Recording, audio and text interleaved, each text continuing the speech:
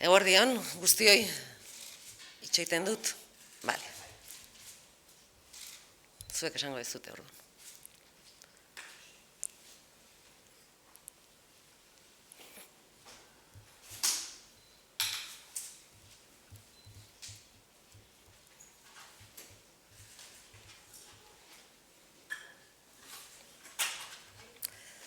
Eguerdion, guztioi, eskerrik asko etortzeagatik.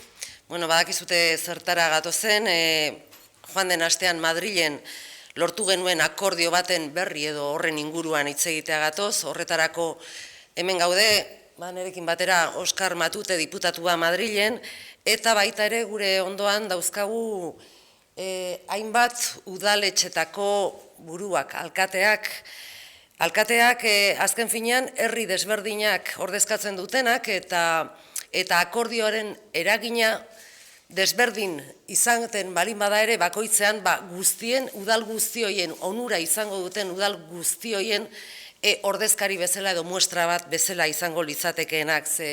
Dakizuten bezala, udaletxe bakoitzak bere bizitza du, bere beharrak ere baditu eta behar guztioiei nolabait lasaitze aldi bat ematera dator lortutako akordioa, PSOErekin lortu genuen akordio hori. Esango dizuet zein diren, hemen eskubitik hasita Amaia Azkue daukagu, Berastegiko alkatea. Ondoan, Jesus Arrizubieta, Tafallako alkatea. Nere ondoan ezkerraldean Amets Jauregizar, Bakioko alkatea. Ondoren, Xavier Lertxundi, Hernaniko alkatea. Eta azkenik, Ander Oroz, Antsoaingo alkatea. Ez dut uste gazteleraz hau esatea merezi duenik, pentsatzen dut danak ulertu zutela guztia, beraz, hasiko naiz, orduan, pixka bat komentatzen, esan bezala PSOErekin eta Espainiako gobernuarekin lortutako lehen akordio horren berri emateko eta adierazteko berebiziko garrantzia duen akordioa dela. Batez ere Euskal Herriko udalentzat, baina dakizuten bezala baita estatu mailako beste udalentzat ere. Asko eta asko dira Euskal Herrian osasuntsu dauden udaletxeak eta zorpetzerik gabe izan arren politika sozial eta zerbitzu publikoetan inbertitzeko oztopoak dituztenak. Lortu dugun konpromisoari esker, herritarren mesederako diren neurriak martxan jartzeko malgutasun handiagoa izango dute udal hauek eta orain arteko traba guzti horiek saiesteko modu bat izango dute. Dakizuten bezala, gastu muga handizarekin batera, gastu erregela aldatzea lortu genuen eta malgutzea lortu genuen, eta horren bidez Euskal Herriko udalen egunerokoa errastea da Euskal Herria Bilduk eta PSOEk lortutako akordioaren muina. Herritarrentzat ezinbestekoak diren zerbitzu sozialak hobetu ahal izateko edo behar diren inbertsioak egiteko. Finean, aurrera pauso bat eman dugu, herritarren interesak erdigunean jarri eta beren herriei erantzunak emateko. Udalak dira, dakizuten bezala, herritarrengandik gertuen dauden erakundeak eta legeak mugak ezartzen dizkienean gehien sufritzen dutenak, herritaren kalterako gainera. Gastu erregela malgutzeko akordioara esker, erabat injustoa zen egoera bati aurre egiten zaio, malgutu egiten da egoera injustu hori, eta gainera urte honetatik hasita izango da ez, mugarri bada, horrela ikusten dugu, alkateek azalduko duten bezala Euskal Herriko udalek urteetan egindako aldarrikapena izan delako kontu hau. Hori da, injustu ere, aste honetan Madrilen egin duguna, udalen mesedetan gastu erregelaren malgutzea ahalbidetu dugu, erantzunkizunez eta egoerak eskatzen duen arduraz jokatzen dakigula erakutsi dugu berriro ere, eta herri interesak alderdi interesen gainetik jartzen ditugula beti, eta herritarren bizi baldintzak hobetzen tartean daudenean eta Euskal Herria Bildu erabakigarria denean, herritarren bizi baldintzak nabarmen hobetzen direla ere frogatu dugu. Aurrerantzean ere hildo honetatik jarraituko dugu, eta espero dugu gainera hemendik aurrera horrelako aukera asko eta asko izango ditugula eta aprobetxatu egingo ditugula. EH Bilduren ekimenez, Espainiako gobernuak ekonomikoki egoera saneatuta daukaten udalek politika sozialetan eta zerbitzu publikoen hobekuntzan inbertsioak egin ahal izateko konpromiso esplizitua hartzea lehen pausoa besterik ez da, aurrekontuen prozesua hastea ahalbidetu duena, eta hemendik aurrera, esan bezala Euskal Herria Bilduk, herritarren bizibaldintzak hobetzeko neurriak jarriko ditu mahai gainean eta prestutasun osoa izango du aurrera pausoak ematea ahalbidetu dezaketen politiken inguruan hitz egiteko eta eztabaidatzeko. Ez da egoera berria hau, ez da jarduera berri bat, ze aurreko astean lortu dugun akordioaren edukiak egia da garrantzia duela gainera, baina uste dugu ere akordioak berez daukan garrantzia eta esangura ere azpimarratu beharra dagoela. Zelen aldiz, akordioa itxi dugu Kongresuan Euskal Herria Bilduk eta PSOEk, hori da aste honetan gertatu dana. Aurretik ere erakutsita genuen guk gaitasuna eta ezker subiranistak ze gaitasuna zuen Madrilgo politikagintzan eragiteko. Rajoiren kontrako zentsura mozioa ahalbidetu genuen, babestu genuen, Sánchezen dekretu sozialak deitu ziren haiek ere babestea etorri ginen eta etorri zen ondoren Euskal Herria Bildu. Dakizuten bezala ere Euskal Herria Bildu erabakigarria izan da PSOE Podemos gobernua osatzeko orduan eta behin legegintzaldia martxan dela Esquerra Republicana de Cataluña eta Euskal Herria Bilduk osatzen dugun aliantza estrategikoa ere ezinbestekoa da gobernuak aurrera egin ahal izateko. Beraz, joan den astean, gastu erregelaren inguruan lortutako akordioa egin daiteken ibilbidearen adibide esanguratsu eta garrantzitsua da. Euskal Herria Bilduk lanean jarraituko du abagune historiko hau baliatuz eta Euskal Herritarren mesederako izango diren akordioak lotzen jarraitzeko. Ziur gaude, gehiago etorriko direla aurrerantzean ere, horretarako prestutasuna eta borondatea bai daukagu. Orain gazteleraz Oskarrek egingo dizkizue adierazpenak eta ondoren Jesus Arrizubietak Tafallako alkateak hitz egingo du. Eskerrik asko.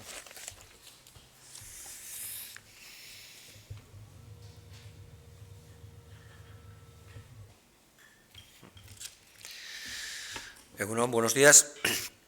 Como se señalaba, estamos compareciendo en rueda de prensa acompañados de diferentes alcaldes de Euskal Herria como muestra o ejemplo de los muchos municipios que van a poder beneficiarse del acuerdo alcanzado entre el Partido Socialista Obrero Español y el Gobierno y Euskal Herria Bildu.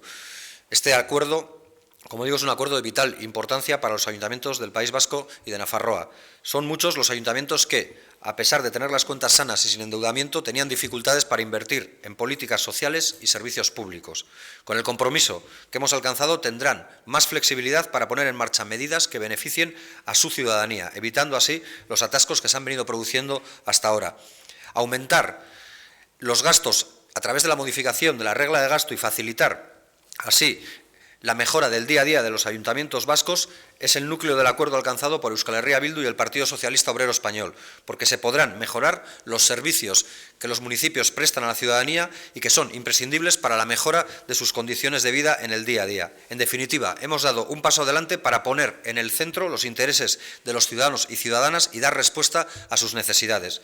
Los ayuntamientos son las instituciones más cercanas a la ciudadanía y quienes más sufren cuando la ley les impone límites en detrimento de los y las ciudadanas. Gracias al acuerdo para modificar la regla de gasto y flexibilizar así la capacidad de gasto de los municipios, vamos a poner fin a una situación absurda que nos parecía absolutamente injusta y lo vamos a hacer desde este mismo año. Se trata de un hito, ya que, tal y como han explicado diferentes alcaldes y alcaldesas, se trata de una reivindicación realizada durante años por los ayuntamientos de la Comunidad Autónoma Vasca y de Nafarroa. Hasta ahora se estaba sufriendo una igualación a la baja, se estaba juzgando y obligando a todos los ayuntamientos por igual, hubiera sido cual hubiera sido su comportamiento durante la crisis.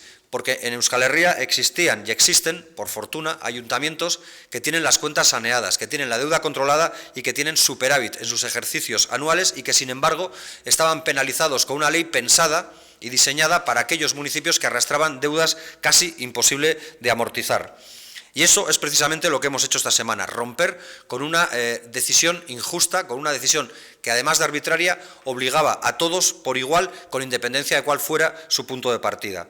Así, con esta medida o con este acuerdo alcanzado en Madrid, posibilitamos una flexibilización en la gestión y en el gasto de los municipios que solo puede redundar en beneficio de las personas que los habitan. Una vez más, hemos demostrado que sabemos actuar con responsabilidad y con la responsabilidad que exige la situación y que anteponemos los intereses de país a los intereses de partido. Cuando Euskal Herria Bildu está en acuerdos y en las cosas decisivas, se mejoran sustancialmente las condiciones de vida de la ciudadanía y se velan por los derechos del conjunto de los y las ciudadanas. Nos comprometimos y nos comprometemos a seguir actuando en este sentido con la ciudadanía vasca. Lo hicimos en la campaña electoral y lo hacemos hoy nuevamente desde aquí.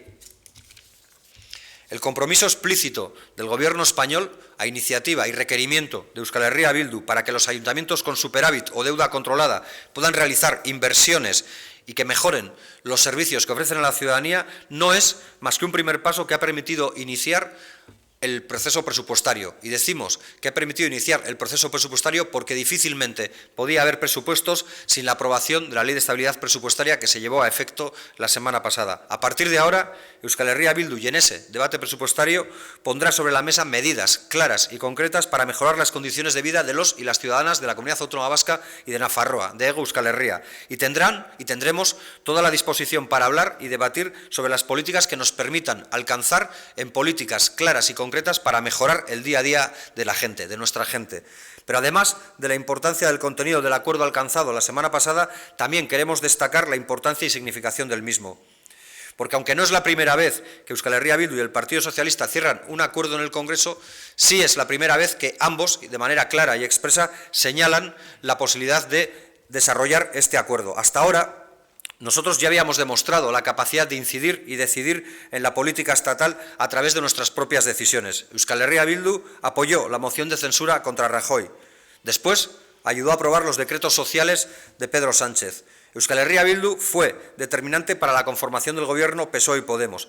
Pero ante todo y sobre todo, Euskal Herria Bildu y su aliado de la izquierda soberanista catalana pueden ser decisivos por imprescindibles en el desarrollo del Gobierno ante cualquier iniciativa que quiera llevar a efecto para tener un camino que dure más allá de estos presupuestos. El acuerdo alcanzado la semana pasada en esta materia es un ejemplo significativo e importante del recorrido y la centralidad que va a ocupar nuestra formación política en los próximos tiempos.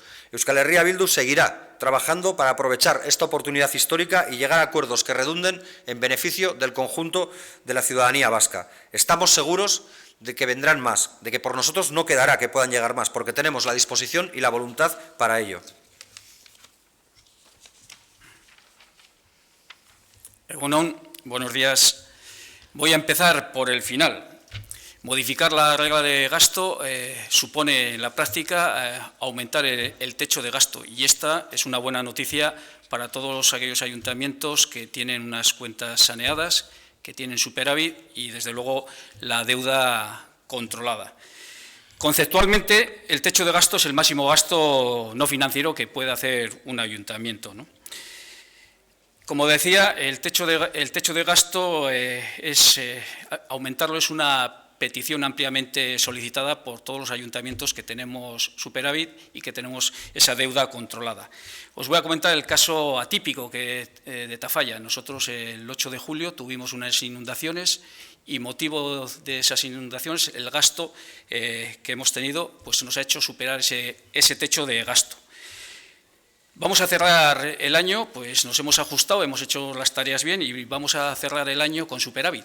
Pero el superar el techo de gasto nos implica que vamos a tener que plantearnos un plan económico-financiero que nos ata para este año 2020 y para el 2021.